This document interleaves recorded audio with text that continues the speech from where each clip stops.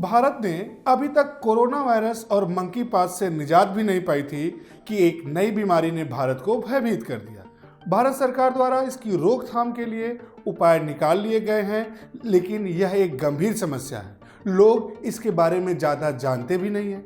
नमस्कार, आप सभी का स्वागत है बातें यूपी की में। आप देख रहे हैं पीसीएस नामा और मैं हूं राघवेंद्र सिंह। आज हम जानेंगे कि लंपी वायरस क्या है, इससे क्या होता है, यह फैलता कैसे है तथा इससे जुड़े अन्य महत्वपूर्ण पहलुओं के बारे में भी हम चर्चा करेंगे।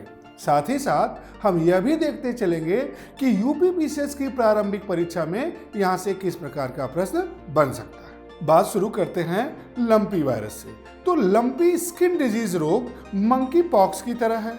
यह रोग मवेशियों में फैलता है। यह बहुत ही संक्रामक रोग है जो एक संक्रमित पशु से दूसरे स्वस्थ पशु तक फैलता है। यह पॉक्स विरिडे परिवार के एक वायरस के कारण होता है, जिसे नीलथिंग वायरस भी कहा जाता है।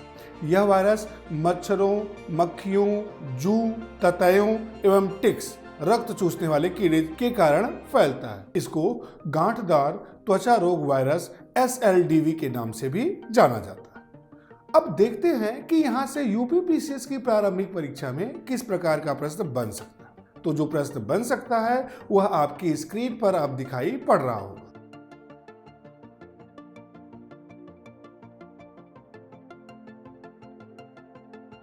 अब हम इस बीमारी के फैलने के कारणों को समझते हैं। तो यह बीमारी दूषित भोजन एवं अशुद्ध पानी के कारण मवेशियों में फैलता है। संक्रमित पशु में कई बार 2 से 5 सप्ताह तक लक्षण नहीं दिखते और फिर अचानक यह रोग नजर आ जाता है। इस रोग के कारण पशुओं की त्वचा पर गांठें पड़ जाती हैं और उनको तेज बुखार हो जाता है। पशु दूध कम देने लगता है तथा उनको चारा खाने में भी दिक्कत होती है। इस रोग के संक्रमण से पशुओं की मौत भी हो सकती है। LSD मनुष्यों को प्रभावित नहीं करता है। इस रोग को फैलाने वाले वायरस की मुख्य रूप से 3 प्रजातियां होती हैं: capripox virus, goat pox virus और सीप पॉक्स वायरस।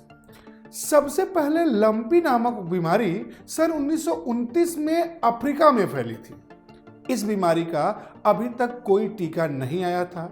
यह बीमारी बकरियों में होने वाले गोट पॉक्स के समान है, इसलिए अभी गाय भैंस को भी गोट पॉक्स का टीका लगाया जा रहा है। संक्रमित मवेशियों को एंटीबायोटिक, दर्द निवारक एवं विटामिन की दवाई देकर ही उनका इलाज किया जा रहा है। सबसे बड़ी चिंता की बात यह है कि लंपी वायरस का कोई इफेक्टिव इलाज मौजूद ही नहीं है। अब देखते हैं कि यहाँ से यूपी पीसीएस की प्रारंभिक परीक्षा में किस प्रकार का प्रश्न बन सकता है। तो जो प्रश्न बन सकता है वह आपकी स्क्रीन पर दिखाई पड़ रहा होगा।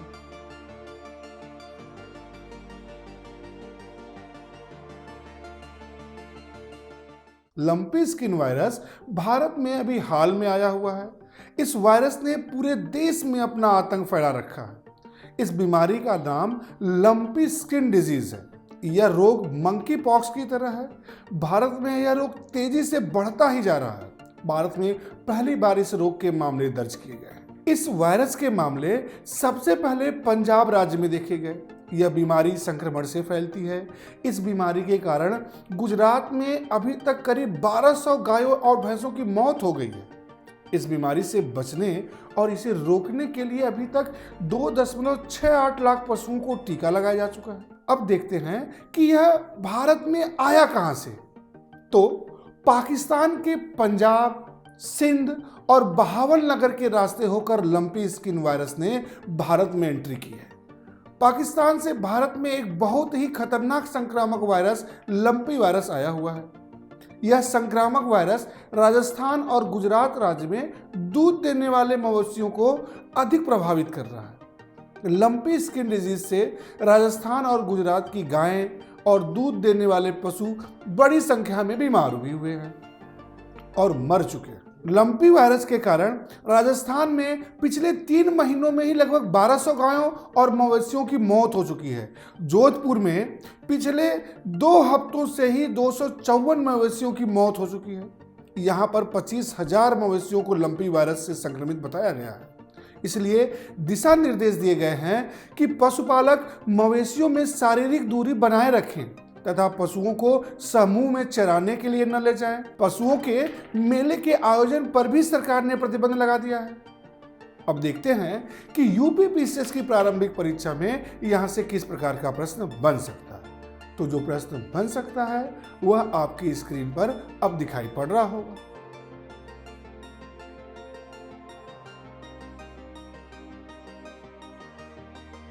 लंपी को विश्व पशु स्वास्थ्य संगठन ने अधिसूचित बीमारी घोषित किया है। विश्व स्वास्थ्य संगठन के मुताबिक अगर किसी भी देश को इस बीमारी के बारे में पता चलता है तो वह विश्व स्वास्थ्य संगठन को अतिशीघ्र सूचित करे।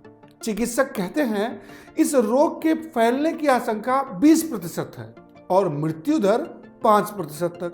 पशुओं को लंपी रोग से बचाने के लिए स्वदेशी वैक्सीन लंपी प्रोवैक इंड को विकसित किया गया है। इस वैक्सीन को भारतीय पशु चिकित्सा अनुसंधान संस्थान इज्जत नगर बरेली के सहयोग से राष्ट्रीय अश्व अनुसंधान केंद्र हिसार द्वारा विकसित किया गया है।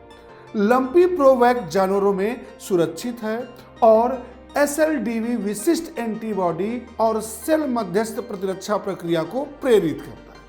टीके का उपयोग गांठदार त्वचा रोग के खिलाफ पशुओं के रोग निरोधी टीकाकरण के लिए भी किया जाता है, जो लगभग 1 वर्ष के लिए सुरक्षा प्रदान करता है। तो यह बात थी लंपी वायरस की। अगर आपको अभी भी इस विषय से रिलेटेड कोई संदेह है तो आप कमेंट बॉक्स में अपना प्रश्न पूछ सकते हैं। मैं यथासंभव कोशिश करूंगा कि आपके प्रश्नों का जवाब अवश्य दूं। इस एपिसोड में बस इतना ही। हम फिर मिलेंगे एक नए टॉपिक के साथ।